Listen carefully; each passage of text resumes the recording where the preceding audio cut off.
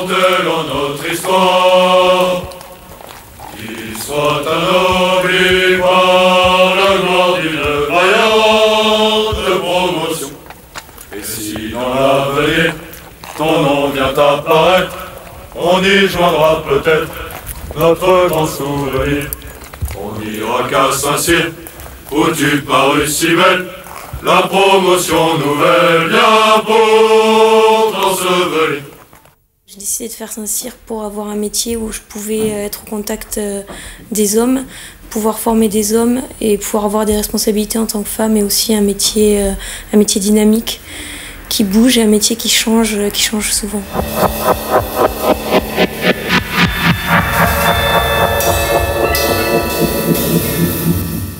Psychologiquement c'était dur, physiquement c'était pas trop dur, on n'est pas revenu tellement abîmé. On est revenu juste avec 3 kilos en moins.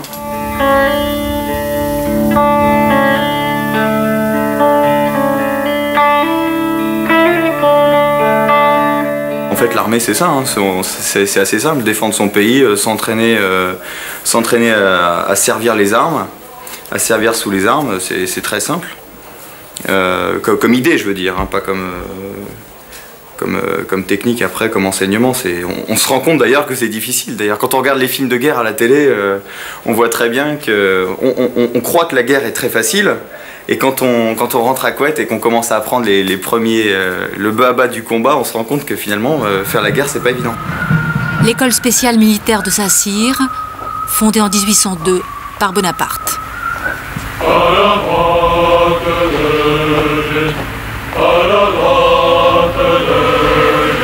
Ils s'instruisent pour vaincre, la devise de choc pour la future élite des officiers de l'armée de terre.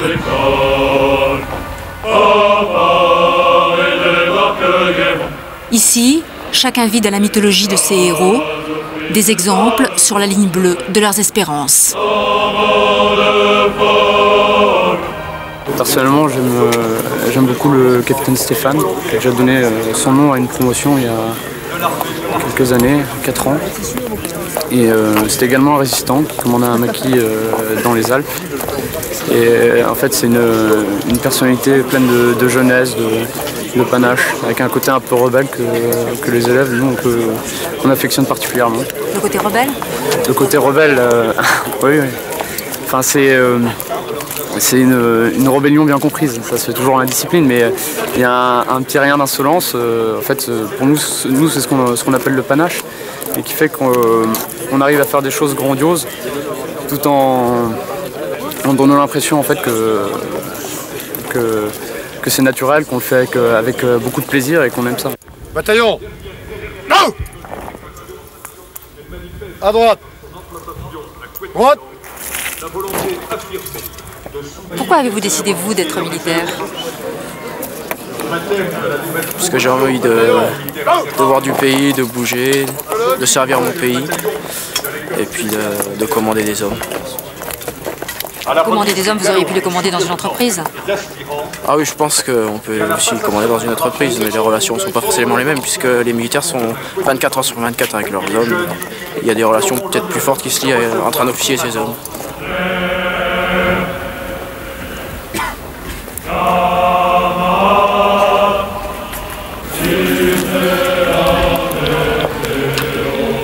Les sections en sabre, bien astiquez vos sabres. Évitez le panachage de tenue, donc d'ailleurs c'est même interdit. Donc gants blancs pour tout le monde. Mais au-delà des parades, Saint-Cyr est surtout une grande école, 3 ans d'études, scientifiques, économiques ou littéraires. Les filles, 7 sur 170 dans le 2e bataillon, étaient admises jusqu'à présent sur quota. Quota supprimé cette année. En fait, qui est le solide S qui est en rotation autour de l'axe X. 5, 6. Pour elle, le même régime que les garçons. 1 heure de sport par jour, plus le jeudi après-midi. Une préparation à une épreuve redoutée par tous, le stage commando de Guyane. Nous les accompagnons là-bas, dans le QG de la Légion étrangère, le camp Schulz. Bonjour, ici au cœur de la pointe de tungstène de l'élite du 3e régiment étranger d'infanterie. Vous êtes venus pour l'action. Et donc, je vous promets de l'action. Je vous promets de la sueur, peut-être des larmes, mais vous allez, pendant 12 jours, oublier tous vos soucis. Si vous avez dans la tête une seule devise, je vaux ce que je veux. Et il n'est pas besoin d'être balèze, il suffit d'avoir du knack. Et quand il y a des parcours collectifs ou des activités collectives, il suffit d'avoir de la cohésion. Donc je suis l'adjudant Kuenka, je serai votre instructeur durant les 12 jours qui va durer ce stage. Mon adjoint, le caporal Strelec, pour me donner un coup de main. Alors, vous allez faire un stage d'aguerrissement. En résumé, un stage d'aguerrissement, qu'est-ce que c'est? C'est un stage où on n'apprend pas grand-chose, mais on en ramasse plein la gueule pour pas un rond. Donc, qu'est-ce que j'attends de vous? Premièrement, beaucoup de force morale. Deuxièmement, un peu de muscle quand même. Hein? Et une toute petite poussière d'intelligence. Vous allez voir, si vous avez tout ça, ça va se passer très très bien. Debout, bande de malus! Quand je dis en position pour les pompes, vous gueulez à terre en gueulant Salvor! En position pour les pompes! Salvor! Debout! Derrière moi! On dirait des drag queens! En position pour les pompes! Salvor! 1, 2, 3, 4, 5, 6, 7, 8, 9, 10, 11, 12, 13, 14, 15, 16, 17, 18, 19, 20, 21, 22, 23, 24, 25. Première sorte, le Plasmodium falciparum. Celui-là, c'est le plus virulent. Vous pouvez en crever. Attention à ça. Le paludisme, vous pouvez en crever. Nous sommes avec la 3e section de la 5e compagnie, 26 élèves officiers, une seule fille, Stéphanie, 22 ans. Le deuxième, vous avez le Plasmodium vivax. Celui-là est moins virulent, moins dangereux, mais vous risquez de le garder une dizaine d'années. Alors les anacondas, ce ne sont pas des serpents venimeux. Les anacondas sont des serpents qui ne sont pas venimeux. Ils sont donc aglyphes. Aglyphe, ça veut dire qu'il est sans crochet. C'est le plus grand serpent du monde. Cela, naturellement. Ça peut aller jusqu'à la taille moyenne, 8 mètres. Le plus grand est au zoo de New York, qui mesure 10 mètres. C'est énorme. 10 mètres et 200 kilos.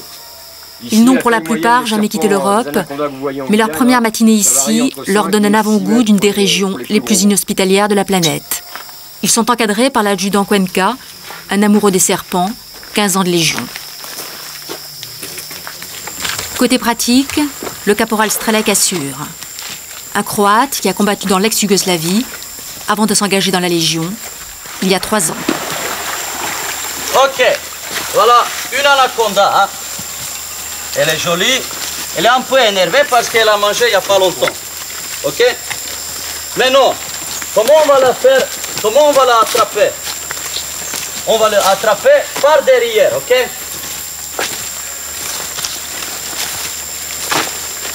Ok, on va se mettre bien derrière sa tête.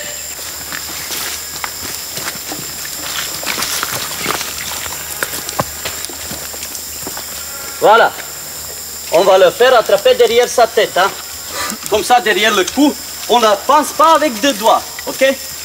On ne va pas le penser avec 2 doigts. Parce que ça va faire mal au serpent. Et ensuite, on attrape à peu près au milieu du corps. Ok? Vas-y, vas-y, vas-y. Voilà. Non, il faut attraper juste derrière la tête. Juste derrière la tête. Parce que tu vois, elle va tourner, elle va te mordre.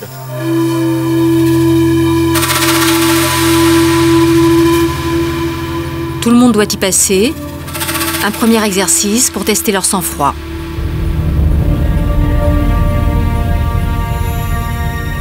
Ils s'en sortent honorablement. Ce ne sera pas inutile. Serre pas trop. Ne serre pas trop. C'est un milieu qu'on connaît pas du tout. Alors, on la reste plutôt en veilleuse, parce qu'en plus avec des légionnaires, c'est un régiment assez mythique. Donc pour l'instant, je pense qu'on va rentrer dans le stage. C'est toujours comme ça dans les stages commando. On est toujours sur la réserve au début. Et la manipulation, qu'est-ce que ça vous a fait? Ah bah, c'est bizarre, mais ouais, c'est un peu visqueux comme serpent. Mais là, je crois qu'il faut y aller. Vous avez un peu d'appréhension ou pas? Si, quand même. Bah, oui, on était... Vous avez un peu peur, quoi? Oui, voilà. En plus, je me suis coupé le doigt hier. Ça fait quand même peur de partir en jungle. Mais bon, on essaye de faire le mieux. Vous vous démerdez comme vous voulez, il n'y a aucun FAMAS qui touche la terre. Bon, en position. C'est nul à chier. Dernière série de pompes avant le départ. C'est nul. Debout. Dernier rituel. En position. Comptez avec moi.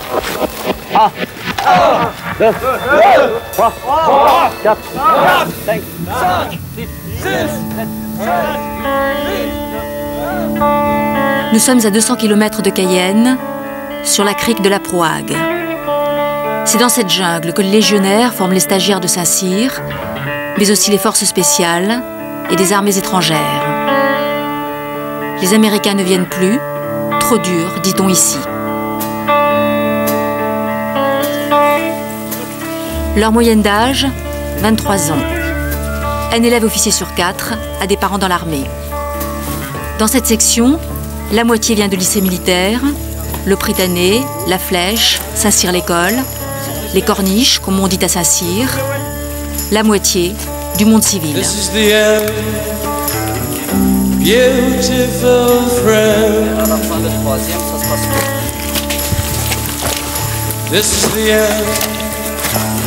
Arrivée sur le bivouac après une marche épuisante, Stéphanie, l'air à peine fatiguée.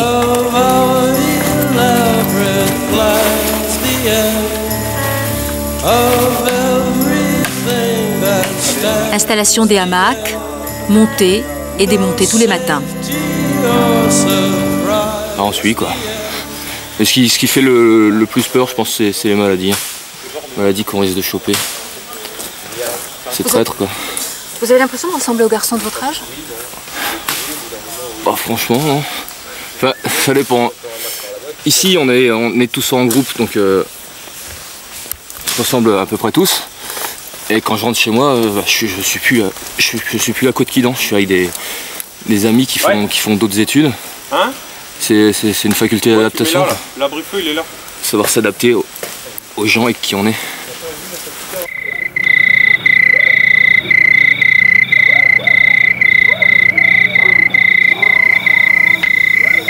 Brancardage sur un parcours accidenté, l'urgence en cas de conflit.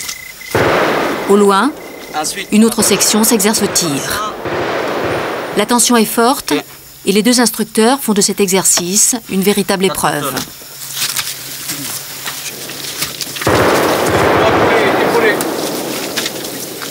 Pour avancer, avancer.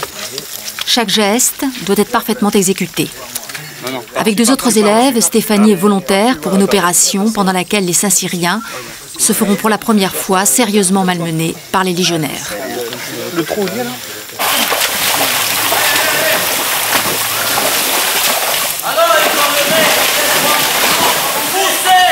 Vous faites pas 1 mètre sans vous casser la gueule.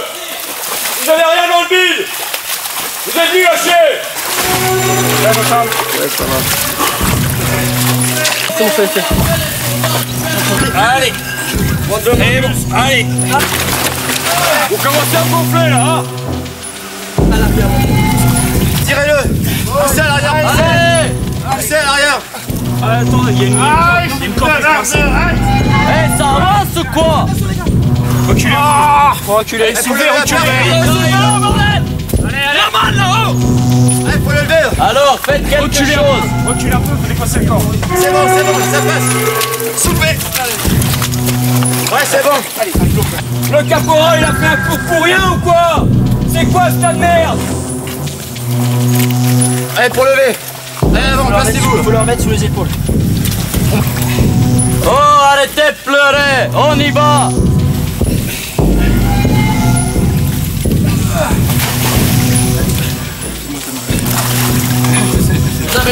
d'avancer ou pas? On va l'avancer jusqu'à avoir les genoux ici, ok? Allez, il vous reste 30 mètres jusqu'à de sortir. Attention sur les cuisses à l'arrière. 1, 2, 3, et en avant. Allez, en avant.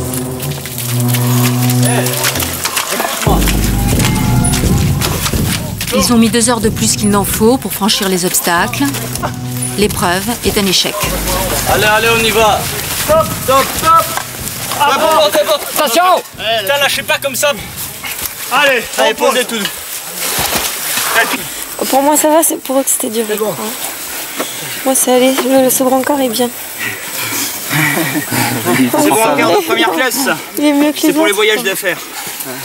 Donc ça commence comment le stage? Pour l'instant, ça va encore. Une bonne entrée en matière. Vous attendiez à ce que ce soit aussi dur ou pas? Bah, disons que ceux qui étaient passés les autres années nous avaient dit que c'était un des moments, le moment le plus difficile, ça. Mais bon, quand on l'a pas fait soi-même, on peut pas savoir. C'est vrai que c'est extrêmement difficile. Déjà, tous les sacs, vous dégagez là-bas à l'ombre. Les futurs chefs de l'armée française, ils sont mal barrés. Allez, 3 rangs. Après, on va rouler les mécaniques avec les 2 barrettes, hein? Vous avez 15 minutes pour aller vous rincer. Armement, équipement et le bonhomme, c'est parti. Je pense qu'une fille peut avoir sa place dans l'armée, mais moi, par exemple, je veux choisir une arme de soutien, peut-être le matériel ou le train. Et je veux pas choisir une arme de mêlée, je veux pas aller dans l'infanterie ou des armes de ce style, justement parce que des activités comme celle-ci sont pas du tout adaptées à une fille. Physiquement, c'est indéniable qu'on est moins forte que les garçons, on peut pas faire la même chose.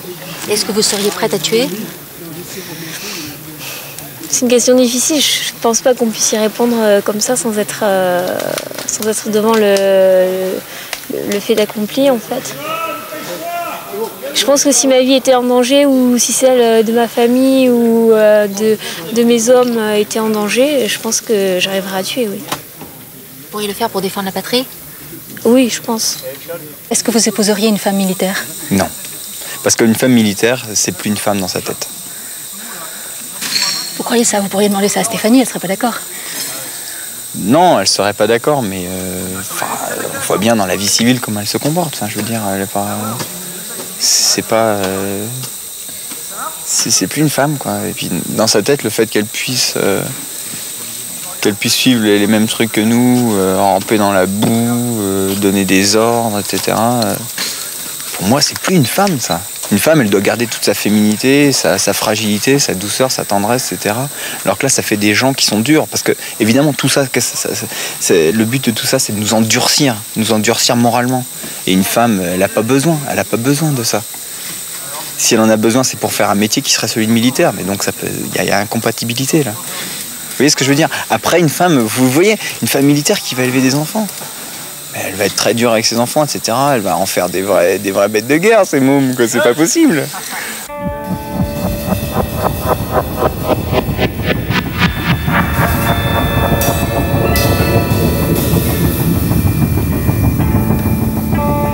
Pas un moment de répit, les exercices s'enchaînent.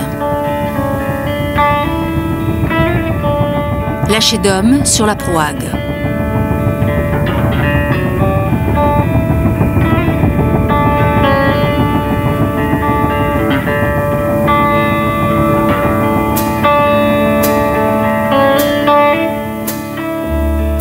L'un des aspects les plus pénibles du stage est d'être en contact permanent avec l'eau, mouillé pendant 12 jours.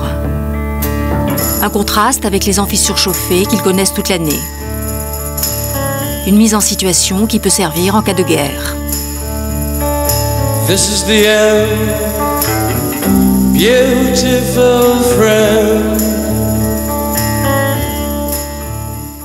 C'est surtout l'école de la volonté, c'est du courage, etc. C'est ça, quoi. C'est apprendre à s'aguerrir, c'est-à-dire que plus tard, on ne sait jamais. Peut-être qu'on aura un jour à conduire des hommes au feu et à ce moment-là, il faudra qu'il y en ait un. Bon, évidemment, tout ça, ça paraît hyper idéal, mais dans le principe, il faut que ça reste dans cet esprit de défense. Il faudra qu'il y ait des chefs, et les chefs, il ne faudra pas qu'ils fassent défaut donc, par rapport vis-à-vis de leurs hommes. Il faudra qu'ils soient là pour les commander. Et, bon, c'est pour ça que dans cette école, on nous fait faire des stages comme ça. Et c'est hyper intéressant, c'est sûr, parce que ça apprend à voir un petit peu ses limites. Je pensais, avant de rentrer ici, qu'il y avait davantage de... Comment dire, pas de rigueur, parce que de la rigueur, il y en a. Il y a de la rigueur, il y a de la discipline, il y a de l'ordre. Mais je pensais que c'était beaucoup plus renfermé en fait, et c'est quand même finalement un monde assez ouvert. Et heureusement d'ailleurs, parce que l'essentiel c'est s'ouvrir sur la nation. L'armée elle est quand même au service de la nation, donc c'est l'essentiel. Mais bon, il est vrai qu'il y a des valeurs d'obéissance, de discipline qui sont bien plus fortes que dans le civil. C'est ça en fait. La sueur à l'entraînement épargne le sang au combat et on se prépare éventuellement à combattre. Pourquoi vous avez choisi la vie militaire, vous ? Un certain idéal de vie, et on peut l'expliquer de la manière suivante en fait. Un sens des responsabilités, le goût de la vie de communauté, le désir de réaliser quelque chose ensemble, vraiment et vraiment un idéal de vie, enfin une vie avec un certain cachet, je veux dire. Non pas le prestige perdu des officiers prussiens, mais quelque chose à vivre, je pense, au niveau humain. Et qu'à mon avis, on saisit plus difficilement ou plus rarement dans un autre milieu.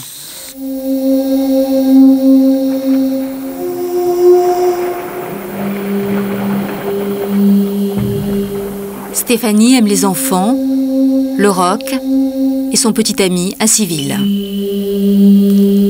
Elle compte bien se marier un jour et fonder une famille.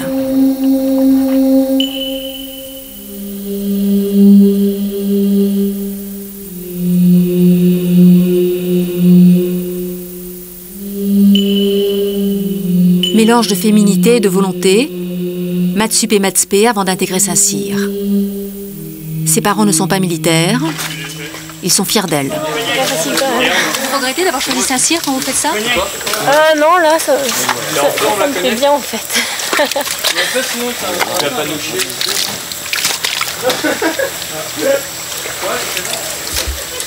Allez, on arrête de rigoler, on y va.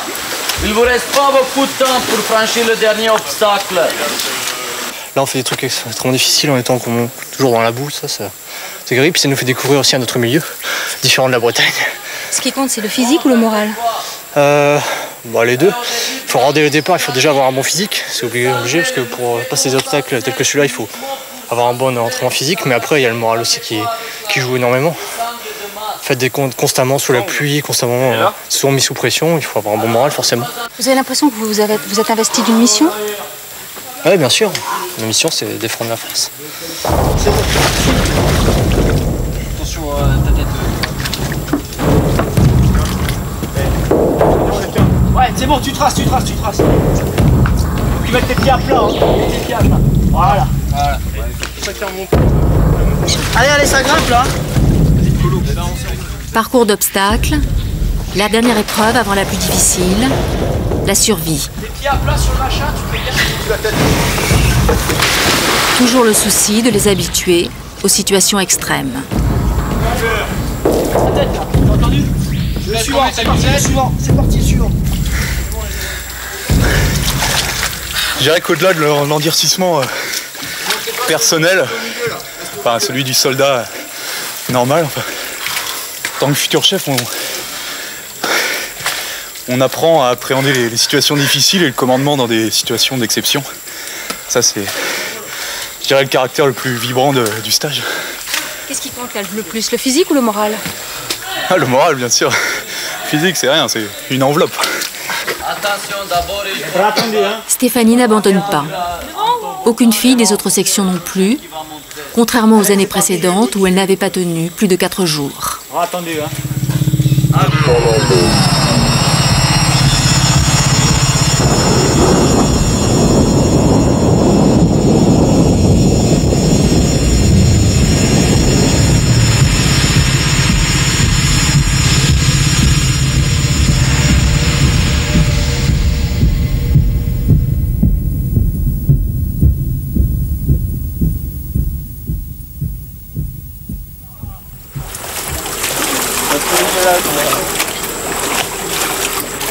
Alors vous êtes... C'est où tourne? Parce que là, je suis aveugle. Attends. 5 minutes pour se laver. Toujours la pression. Allez! On y va!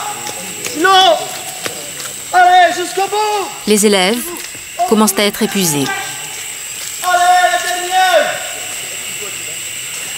Allez, allez, allez! Allez, lève-toi, cours! C'est pas là le moment. Chacun se raccroche à un idéal. Allez, allez! Je dirais pas que ce soit bon, des vieilles idées qu'on peut avoir de patriotisme. Bon, bien sûr, j'aime mon pays, mais parce que bon, les nouvelles missions qu'on va avoir désormais, ce sera plus forcément défendre le territoire en soi, mais plus pour véhiculer en fait les valeurs de liberté qui sont pas qui est pas partout dans le monde.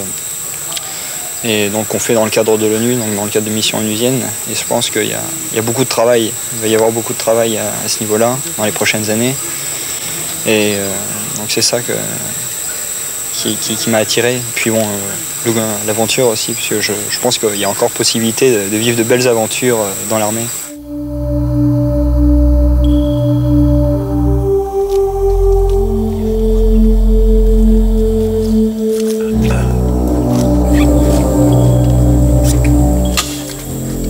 La survie.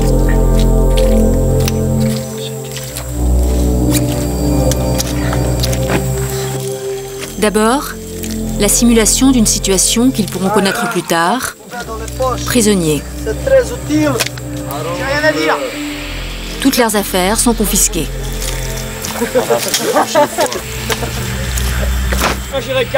On part 3 jours en survie complète.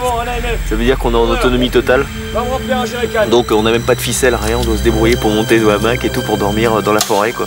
La section toute seule, autonome. Allez, la ferme! Ils sont emmenés sur un territoire qu'ils ne connaissent pas.